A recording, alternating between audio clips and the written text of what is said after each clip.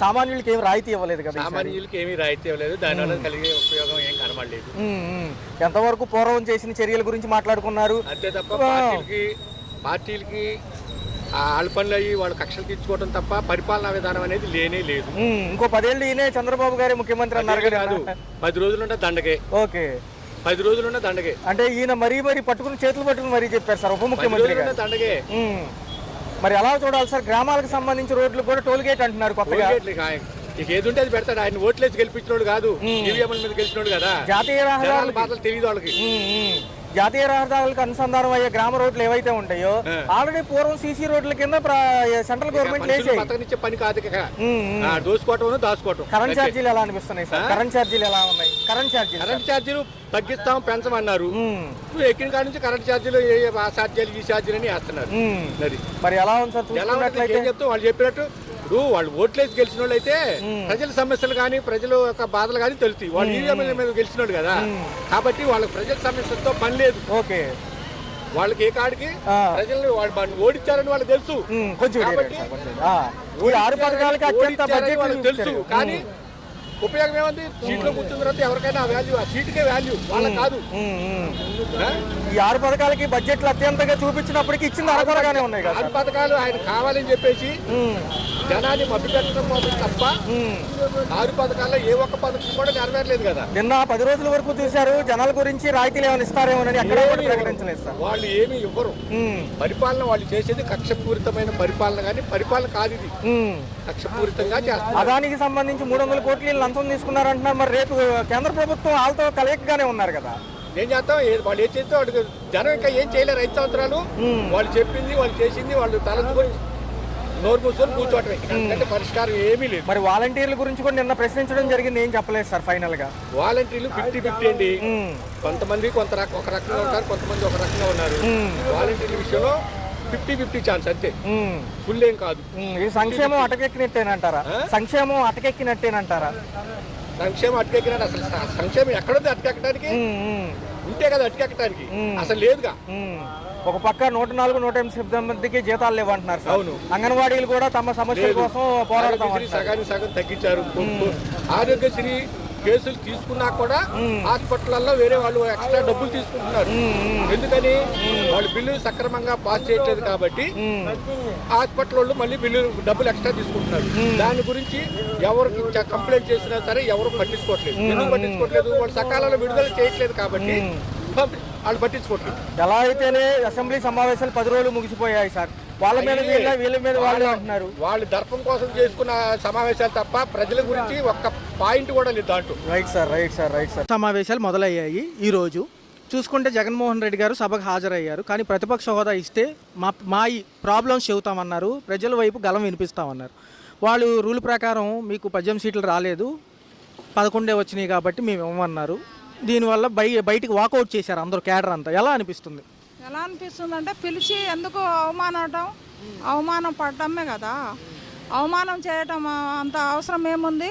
అసలు పిలవకుండా ఉంటే ఏది ఉండదుగా. మీకు ముందుగానే తెలుసుగా 11 సీట్లు వచ్చినాయని జగన్కి. మరి పిలవటం ఎందుకు? అవసరమా? ఎందుకు అవసరం ఏముంది? ఒక పక్క సభ మొదలవగానే గవర్నర్ గారి ప్రసంగం మొదలైంది, గందరగోళం స్టార్ట్ అయింది, అరుచుకుంటున్నారు. ప్రసంగం అవ్వగానే ఓ సభ వాయిదా పడింది, వీళ్ళు వాకౌట్ చేసేసారు. సో మేము కూడా ఇప్పుడైతే పాలక పక్షాలకు ఎంత టైం ఇస్తారో మాకు కూడా అంత టైం ఇస్తే మేము మాట్లాడతామన్నారు. వాళ్ళు ఏమని అన్నారు? మరి అంతే కదా, వాళ్ళకి టైం ఇస్తే వాళ్ళు ఏదో వాళ్ళు మాట్లాడేది వాళ్ళు మాట్లాడతారు కదా. ఇప్పుడు ఏమి మాట్లాడినా ఆయన సొంతం గురించి ఆయన మాట్లాడకూడదుగా, ప్రజల కోసమేగా మాట్లాడేది. పోనీ ఆయన సొంతంగా ఏమరా బాబు నాకు తినడానికి లేదు, నాకు ఉండటానికి లేదు, నాకు ఏమన్నా ఇవ్వండి అని అడగడుగా, ప్రజల కోసమేగా మాట్లాడేది. అలాంటప్పుడు ఎందుకు ఇయ్యారు? మరి చెప్పటం ఎందుకు ఆయనకి?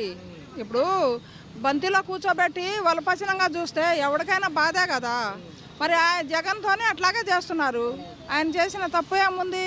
ప్రజాగాలం వినిపించడానికి మేము వచ్చాము, అవకాశం లేనప్పుడు ఎందుకని వాళ్ళు వాకౌట్ చేశారు. మరి అంతే కదా, ఇది తప్పే కదా. మరి అంతే కదా, తప్పే. నువ్వు పిలవకుండా ఉండు, పవన్ కళ్యాణ్ అడ్రస్ లేకుండా వెళ్ళిపోతాడు. ఆయన కూడా ఒక మాట అన్నారు, మీరు తలకిందులుగా తపస్సు చేసిన ఈ 5 ఏళ్ల పాటు మీకు ప్రతిపక్ష హోదా ఇవ్వము, కావాలంటే ఫారెన్ కంట్రీ జర్మనీ వెళ్ళిపోండి అంటున్నారు పవన్ కళ్యాణ్ గారు జగన్. వీడు లండన్ వెళ్ళిపోతాడు, ఆ లండన్ ఫ్రెండ్లో ఉంది కదా, అక్కడికి వెళ్ళిపోతాడు వాడు. అర్థమైందా? జగను ఇక్కడే పుట్టాడు, ఇక్కడే పెరుగుతాడు, ఇక్కడే ఉంటాడు, ఇక్కడే మొగోడై అనిపించుకుంటాడు. వీడు అడ్రస్ లేకుండా వెళ్ళిపోతాడు. ఒక మాట అన్నారు, వైసీపీ పార్టీ కంటే జనసేన పార్టీ పెద్దదంట, ఆ పార్టీ చిన్నదంట. ఎన్ని సంవత్సరాల నుంచి చేస్తున్నావు నువ్వు నీ బతుక్కి? ఎన్ని సంవత్సరాల నుంచి చూస్తున్నావు? వాడు పుట్టుకాను వచ్చి వాడు ఈ రాజకీయంలోనే ఉన్నాడు, వాడు పుట్టుకతోనే వాడు బంగారు పాదాలతోనే పుట్టాడు. వీడికేముంది, బొచ్చుకు ఉన్నాయా? బొచ్చుగాడికి తరిమి కొట్టాలి అట్లాంటి ఈతగాడిని. తరిమి కొడతారు జనాలు, అట్లా కొట్టారు. జగన్కి ఒక మాట అనమను, ఎవడైనా అంటాడేమో. వీడికి ఎవరు సపోర్ట్ ఇస్తారు? బాడకావుకి ఎవడైనా సపోర్ట్ ఇస్తాడా?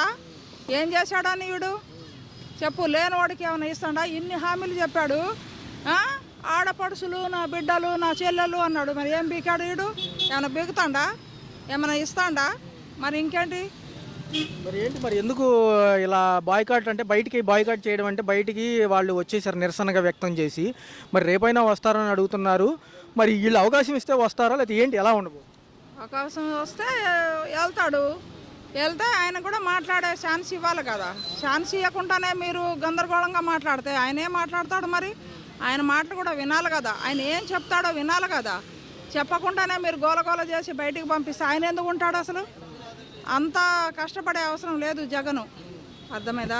ఈడ ఆటలు ఇంకో 4 సంవత్సరాలు, ఎట్లాగో ఇప్పుడు 8-9 నెలలు అయింది.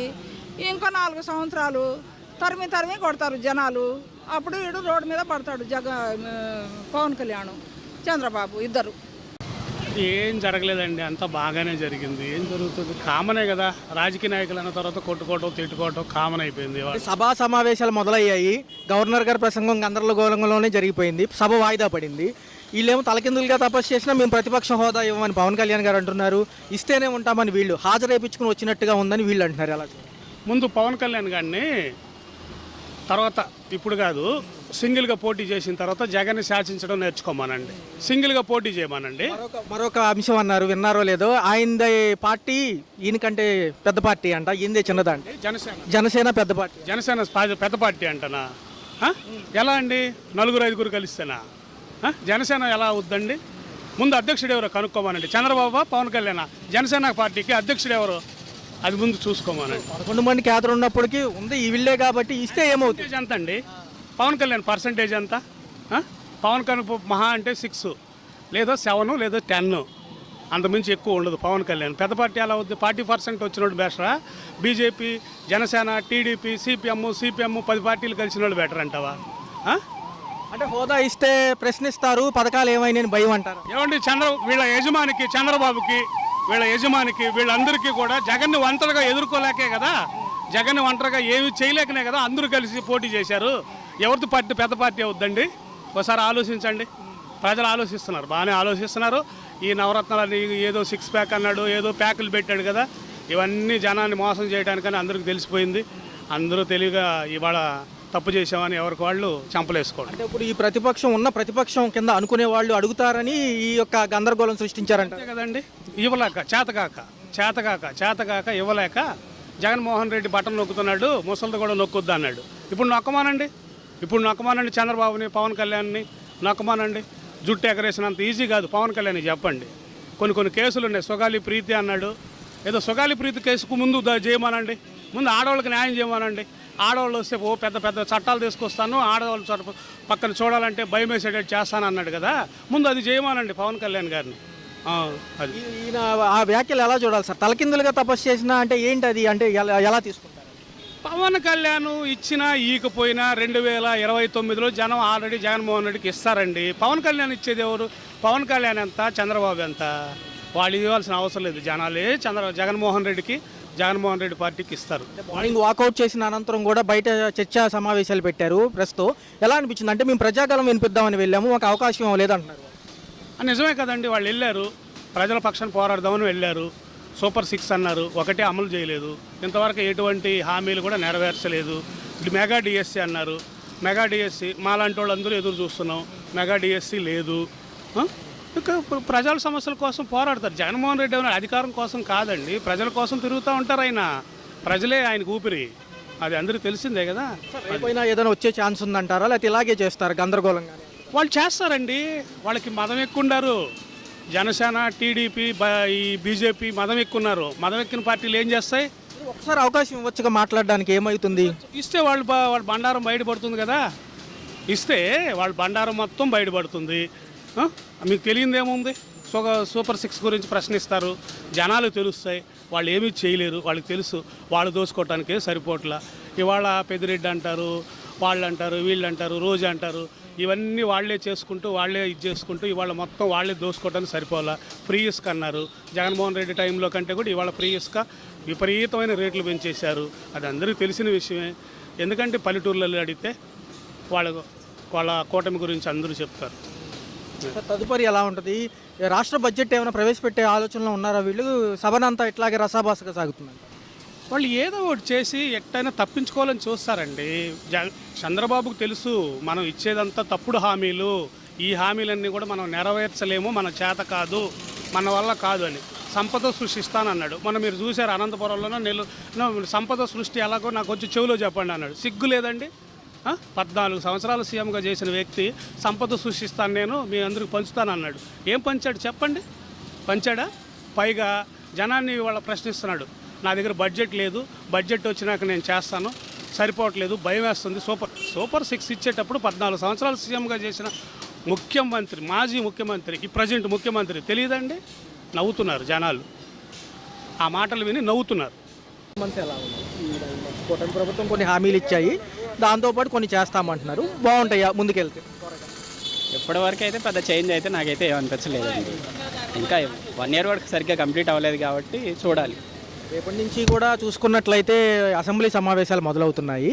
మాజీ ముఖ్యమంత్రి గారు కూడా వస్తున్నారు. ఎలా అనిపిస్తుంది? అంటే గతంలో రాలేదు కదా. వస్తే మంచిదేనండి. ఎవరో ఒకళ్ళు క్వశ్చన్ చేయటానికి ఉండాలి కదా. క్వశ్చన్ చేయకపోతే అసలు వాళ్ళకు కూడా ఏం చేస్తున్నారు ఏంటి అనేది ప్రజలకు తెలియాలి కదా. వాళ్ళు క్వశ్చన్ చేసే వాళ్ళు ఎవరైనా ఉంటే అప్పుడు వాళ్ళు కూడా ఆన్సర్ చేస్తారు. దాన్ని బట్టి వెళ్ళటం మంచిదే. రేపు జరిగే అంశాల్లో తల్లికి వందనం, అమ్మఒడి, పాతది, ఇవి సెక్షన్తో పాటు రైతు భరోసా, సూపర్ 6 పైన అమలు గురించి అంటున్నారు. ఆల్రెడీ 2 పథకాలు అమలైన విషయం తెలిసింది. మీకు ఎలా అనిపిస్తుంది? అంటే దాని గురించి మాట్లాడతారు. సూపర్ 6లో ఇప్పుడు ప్రజెంట్ అది తల్లికి వందనం ఇంకా స్టార్ట్ అవ్వలేదు కాబట్టి అదైతే అమలు చేస్తే మంచిదండి. ఆల్రెడీ ఇంతకుముందు ప్రభుత్వం చేసింది కాబట్టి ఇప్పుడు ఇంతవరకు ఎవరికి స్టార్ట్ చేయలేదు కాబట్టి చాలామంది వెయిట్ చేస్తున్నారు. అది ఎంత త్వరగా తీసుకొస్తే అంత మంచిదని అనుకుంటున్నాను నేను. గ్రూప్ 2 అభ్యర్థుల ఇబ్బంది చూశారు నేను వార్తల్లో. ఏం జరుగుతుంది? అందరికీ తెలిసిందే కదండి, కొత్తగా మనం మాట్లాడుకునేది ఏముంది.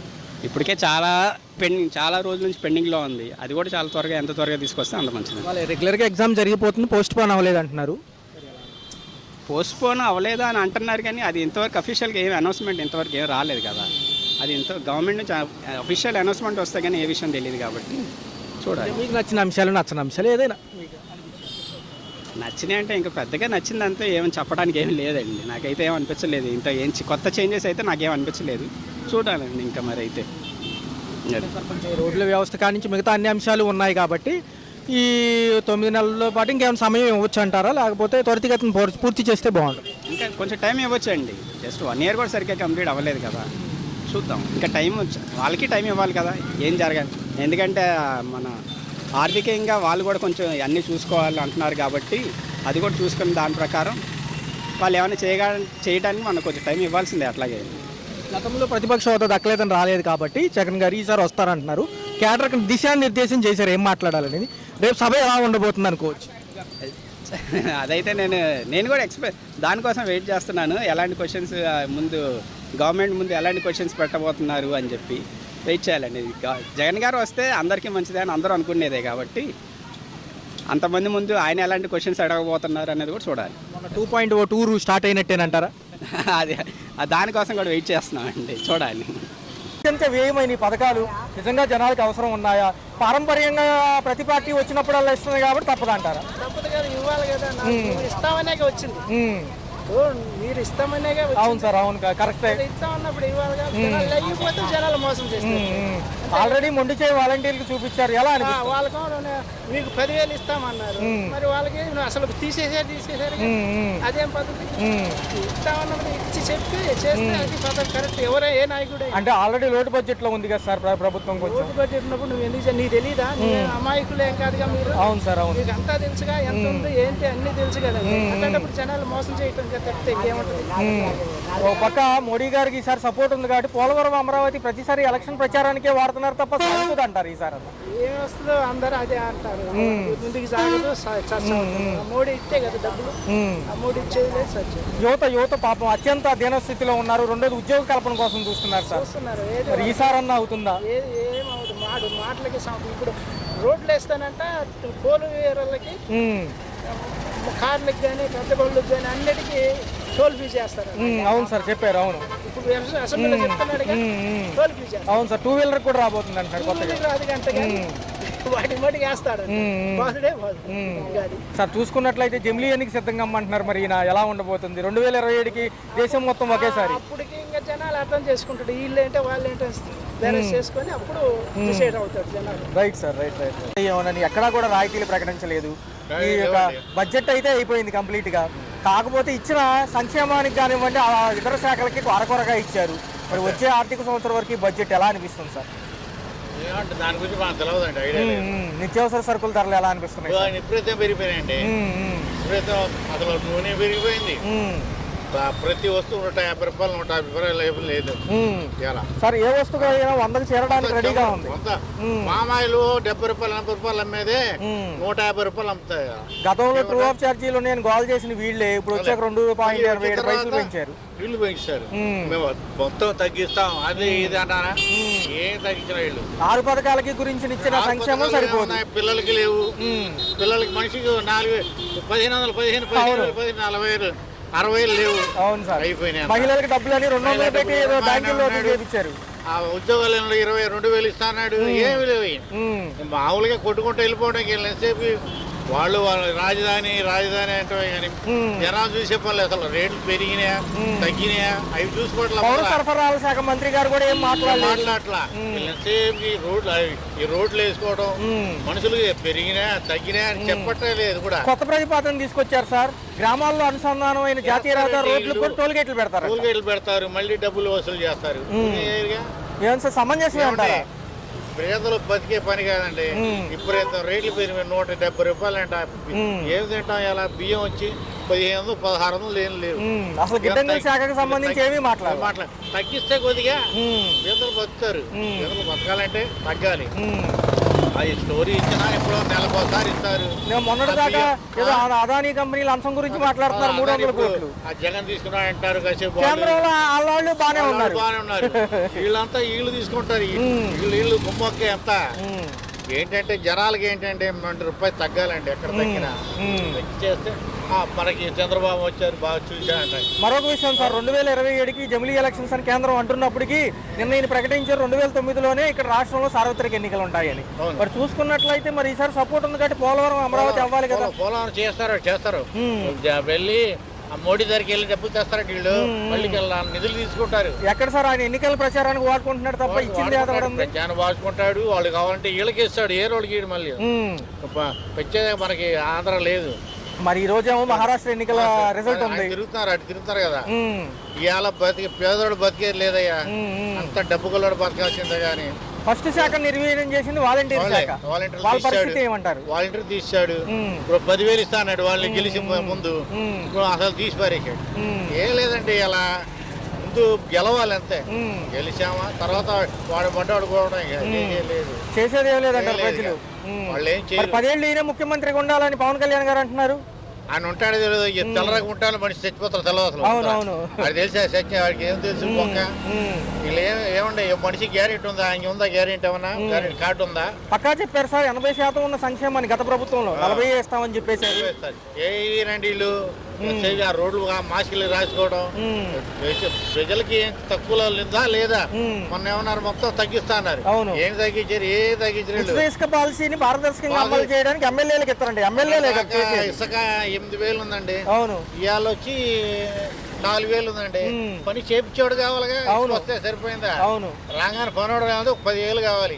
చేపించుకోండి, పని మొదలు పెట్టాలి. చేపించేవాడు పని లేదు, పాటు లేదు, ఖాళీ తిరుగుతున్నాం. రైట్. హలో, తెలుగు రాజ్యం ఛానల్ చూస్తున్నారా? సామాజిక రాజకీయ జీవన చిత్రణే తెలుగు రాజ్యం. అతిశయోక్తులు అసత్యాలు ఉండవు. రాజకీయ కోణం కాదు, ప్రజా కోణమే కొలబద్ద. తెలుగు రాజ్యం వీక్షణ మీ ఉత్తమ అభిరుచికి నిదర్శనం.